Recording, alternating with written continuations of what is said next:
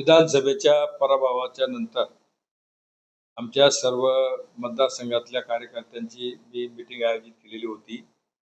त्या मीटिंगमध्ये सविस्तर चर्चा करत असताना एकंदरीत सर्वच कार्यकर्त्यांचा सूर असा निर्माण झाला की गेल्या 10 वर्षापासून आपण सत्तेच्या विरोधात आहोत. अनेक अडचणींना सामोरं जात असताना, लढा देत असताना आपल्याला इथपर्यंत यावं लागलं आणि आता आशा होती की आपण निवडून आल्याच्या नंतर सत्तेमध्ये येऊ.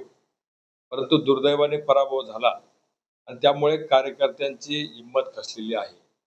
कार्यकर्त्यांच्या भावना अशा होत्या की 10 वर्षापासून विरोधात असताना आता परत 5 वर्ष आपल्याला विरोधात राहावं लागेल आणि त्यामुळं अनेक अडचणींना सामोरं जावं लागेल. गावागावामध्ये आम्हाला अनेक गोष्टींना, अनेक बाबतींमध्ये त्रास होत असतो. समोरच्यांकडनं अनेक अडचणींना त्रास होतो.